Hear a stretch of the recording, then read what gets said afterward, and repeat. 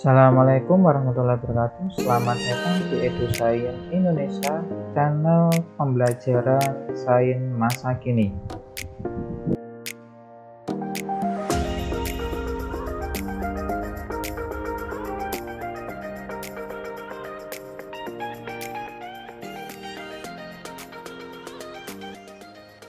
Pada video kali ini akan dijelaskan mengenai jamur kontaminan. Sebelum kita masuk ke materi, jangan lupa diklik tombol subscribe, like, dan share, dan juga di komen untuk keberlangsungan dari channel ini. Jamur kontaminan merupakan jamur yang dapat memanfaatkan berbagai senyawa untuk hidupnya dan memerlukan oksigen agar dapat hidup. Pertumbuhan pada jamur ini nanti biasanya pada pangan yang dapat menimbulkan berbagai perubahan baik yang merugikan maupun yang menguntungkan. Jamur yang merugikan misalnya yang menyebabkan kerusakan atau pembusuhan pangan dan sering menimbulkan penyakit atau keracunan pangan. Ya, dalam hal ini biasanya jamur kontaminan nanti akan menghasilkan namanya toksin yang nanti dapat menyebabkan suatu penyakit pada tubuh manusia.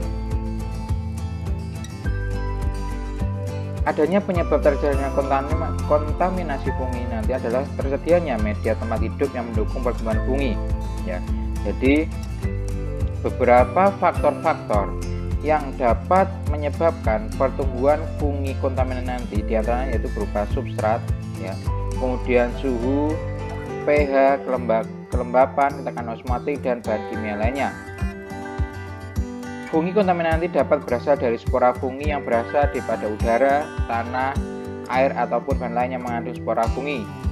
Beberapa spesies fungi nanti yang sering menjadi kontaminan antara lain Aspergillus sp, Penicillium sp, Rheopus sp, Mucor sp, dan Fusarium sp. Adapun akibat dari kontaminasi fungi nanti, ya, yang pertama yaitu fungi nanti kontaminan dapat mengakibatkan kerusakan bahan yang ditubuhinya, dan jika dikonsumsi oleh manusia dapat menyebabkan penyakit atau mikotoksis. Sebagai contoh, fungi yang telah mengontaminasi makanan dapat mengakibatkan berbagai kerusakan antara lain perubahan tekstur warna, terbentuk aroma yang tidak sedap, terjadinya perubahan rasa, dan berkurangnya nutrisi yang terdapat di dalam makanan.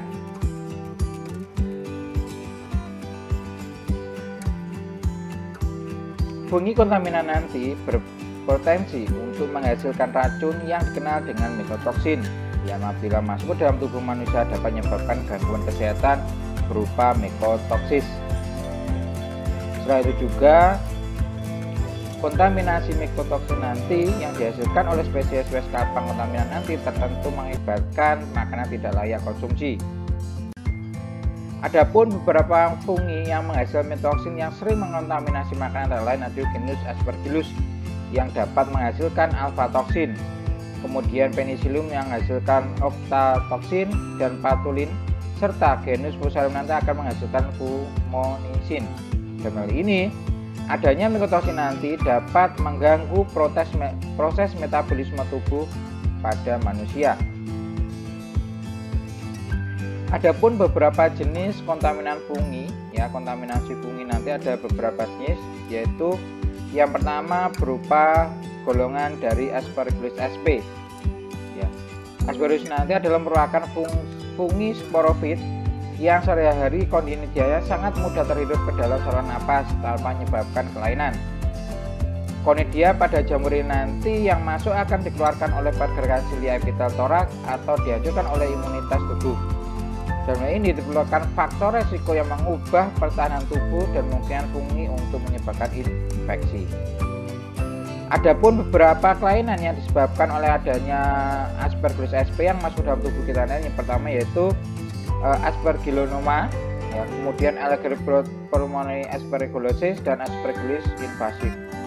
Jadi kebanyakan adanya Aspergillus nanti itu dapat menyerang pada bagian pernapasan karena masuk melalui pernapasan maupun melalui makanan.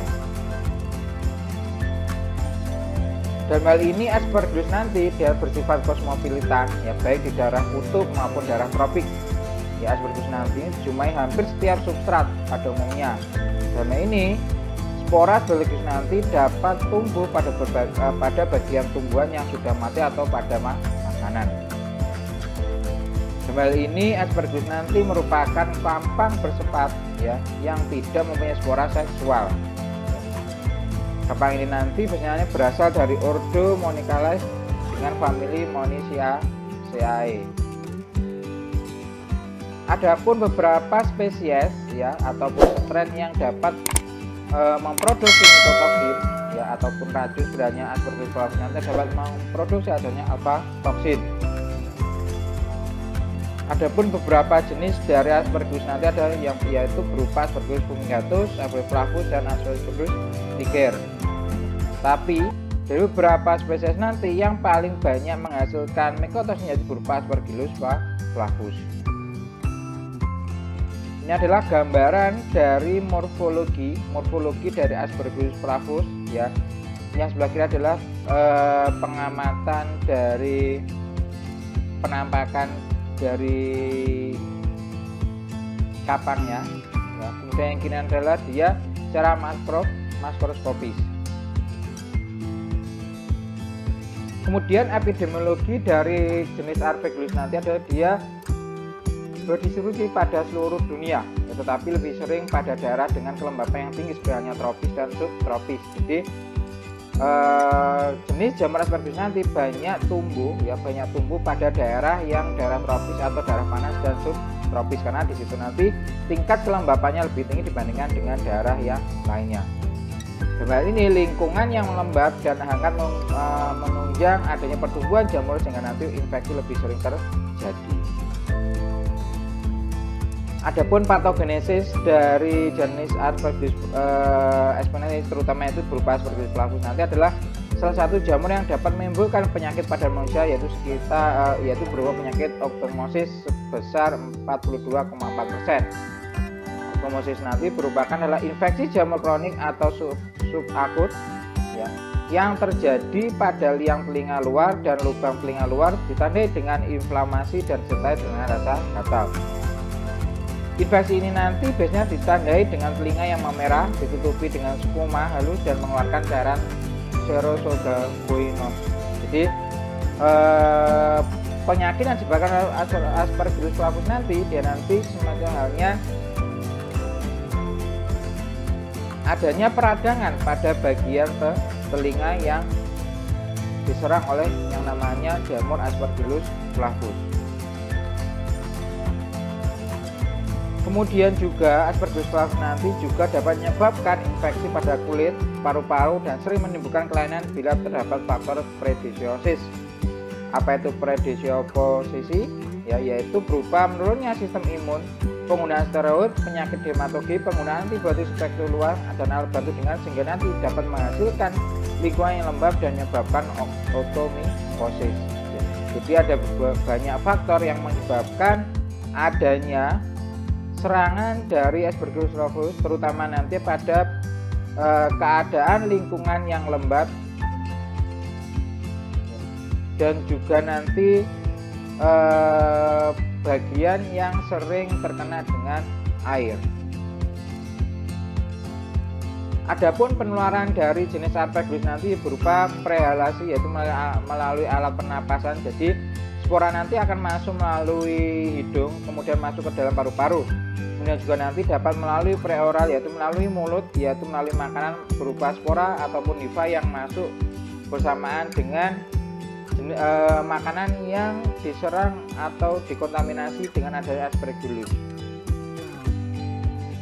Kemudian untuk mendiagnosis adanya serangan dari Aspergillus nanti yaitu berupa anamnesia, yaitu adanya keluhan rasa gatal yang dominan, nyeri di dalam telinga, rasa penuh serta adanya sekret yang keluar dari telinga.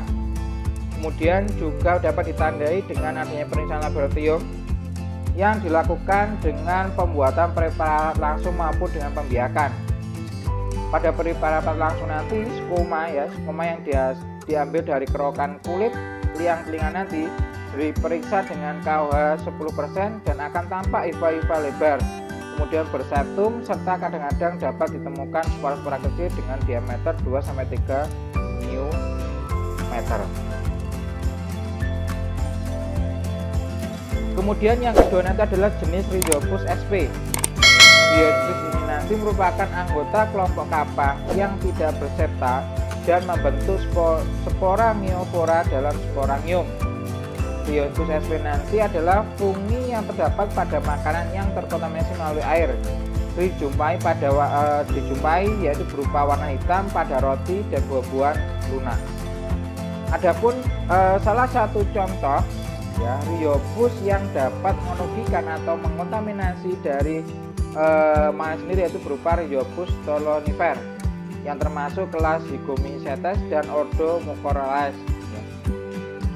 Penyakit ini nanti ya penyakit yang disebabkan oleh Rhizophus stolonifer nanti disebabkan oleh adanya ordo Mucorales yang disebut dengan mucormycosis atau zygomycosis dan dapat menyebabkan kelainan kulit dan infeksi sistemik. Ini adalah gambaran ya makroskopis dari kapang Rhizophus stolonifer. Adapun epidemiologi dari jamur Rhizophus nanti ya ini nanti banyak ditemukan pada daerah Eropa ya dengan persentase penderita 1-60 per 100 pasien yang menderita imunokompromis ya. Dan juga nanti beberapa tahun yang akhir ini ya banyak pada daerah Asia Pasifik nanti meningkat seiring dengan meningkat penderita imunokompromis ya. Jadi hampir ditemukan ya penyakit Rhizophus nanti banyak ditemukan di daerah belahan dunia ya, terutama pada daerah-daerah yang kelembapannya rendah. Adapun patogenesis dari jenis ini nanti adalah merupakan jamur yang patogen yang dapat menyebabkan infeksi atau peradangan yang juga dipengaruhi oleh keadaan imunologi dan trauma. Jadi Rhizophus nanti ini cenderung ke bagian imun ya. Dan juga nanti adanya infeksi penyakit ini nanti juga tergantung dari imunitas dari penderita tersebut. Adapun penularan dari Rhizophus nanti yaitu berupa prehalasi yaitu melalui pernapasan. Kemudian juga nanti dapat melalui peroral yaitu melalui mulut yaitu berupa makanan yang terkontaminasi jamur Rhizophus nanti berupa spora ataupun hifa yang ikut tertelan. Untuk diagnosa nanti dapat digunakan dalam hal penilaian ISPA menggunakan histopatologi, kemudian kultur yang diambil dari sekutum bagian luka yang diserang oleh Rhizophus, kemudian dapat melalui radiologi ya bisa MRI atau CT scan dan dapat molekuler. Jadi molekuler nanti adalah kita menumbuhkan mengukur dulu baru nanti diuji ya persamaan DNA dengan yang DNA template. Kemudian juga dapat menggunakan penelitian histopatologi yaitu ya jadi hal ini penggunaan metode histopatologi nanti masih sulit mendapatkan gambaran hifa jamur yang khas dengan yang besar dengan gambaran peradangan supuratif sekitarnya ya. Jadi penggunaan histopatologi nanti ya ini jarang digunakan karena masih belum bisa membedakan antara Rhizophus yang dapat menyebabkan penyakit dan maupun yang menguntungkan. Kemudian yang ketiga yaitu berupa Mucor sp. Jenis jamur mucor nanti merupakan anggota kelompok kapang bersepta yang berdistribusi luas dan memproduksi porongnyofora dan koloni berkapas. Mucor dari jenis ini nanti dapat menyebabkan kerusakan pada sayuran, contohnya seperti halnya Mucor roxii. Dalam ini, patogenesis Mucor sp nanti adalah mucormycosis, ya, itu berupa penyakit yang sangat tergantung pada tubuh penjamu. Dalam hal ini, mucormycosis nanti dapat menyebabkan aksidosis terutama yang disebabkan oleh diabetes mellitus, leukemia, dan imunodefisiensi. Ini adalah gambaran dari mikroskopis dari jenis Mucor. Di dalam ini tampak adanya conidia yang ada pada bagian atas dan juga terlihat bahwa hifanya tidak memilikinya, namanya septa. Adapun epidemiologi dari mukornya nanti ya, biasanya nanti izinnya nanti tertinggi ya ditemukan pada daerah India dan Cina pada pasien yang dapat menyebabkan yang disebabkan oleh diabetes mellitus yang tidak terkontrol. Dan itu juga pada periode Januari ya, Januari tahun 2000 hingga Januari 2017 memberikan indikasi bahwa ada beban penyakit lebih tinggi di Eropa ya, itu yang dilaporkan yaitu sekitar 35% di Eropa, kemudian diikuti oleh Asia dan Asia bagian utara ataupun pada bagian Amerika Serikat, Afrika, Australia dan baru sekitar 3%. Jadi adanya penyakit yang disebabkan oleh mukor nanti ini dapat menyerang pada belahan dunia, terutama pada bagian Eropa ya, dan juga pada bagian Asia yaitu sekitar di daerah India dan Cina. Adapun patogenesis dari jenis mukornya nanti yaitu penyakit mukosis ya, berupa penyakit mukosis dapat muncul sebagai infeksi pernapasan ataupun kulit. Adanya sebagai infeksi pernapasan nanti gejala berbeda ditimbulkan ada berupa batuk, hidung sumbat, sakit kepala, demam dan nyeri sinus. Sementara itu sebagai infeksi kulit nanti, penyakit mukosis nanti dapat memunculkan gejala berupa lecet, kemudian kemerahan pada kulit, pembengkakan pada kulit, jarang kulit menghitam dan bisu dan dapat menyebabkan demam. Jadi adanya mukor nanti yang masuk ke dalam tubuh kita nanti dapat menyebabkan beberapa infeksi baik pada kulit maupun pada pernapasan. Adapun penularan nanti dapat melalui prehalansi atau melalui pernapasan dan juga nanti melalui preoral yaitu melalui mulut atau yaitu berupa makanan yang terkontaminasi jamur yang ikut tertelan. Adapun diagnosis dari adanya mukor yang dapat menyebabkan penyakit nanti berupa infeksi jamur pada jaringan terkena dengan cara biopsi dan konfirmasi dengan kultur jamur. Tes juga dapat menyangkut kultur dan deteksi langsung jamur dalam cairan paru-paru, darah, serum, plasma dan urin. Dan nanti tes nanti menyangkut hitung darah lengkap untuk melihat secara spesifik dari adanya neutropenia. Jadi adanya mukor pada tubuh kita ya, dia nanti dapat menyebabkan adanya penyakit neutropenia. Biasanya tes darah nanti meliputi ya kadar darah ya besi, glukosa darah dan bikarbonat dan adanya elektrolit. Dan juga nanti ya adanya mukor nanti juga dapat diidentifikasi berupa pemeriksaan histopatologi ya. Namun secara harfiah bahwa dengan pemeriksaan histopatologi nanti masih sulit mendapatkan gambaran hifa jamur yang khas dengan disertai dengan gambar peradangan separatif yang di sekitarnya. Jadi lebih mudah untuk diagnosis adanya mukor nanti dengan cara biopsi secara langsung dan juga nanti gambaran, namun masih begitu sulit. Demikianlah penjelasan mengenai jamur kontaminan. Jangan lupa diklik tombol subscribe, like dan share dan gunakan komen untuk berlangsungan dari channel ini. Terima kasih atas perhatiannya, sampai berjumpa pada video berikutnya.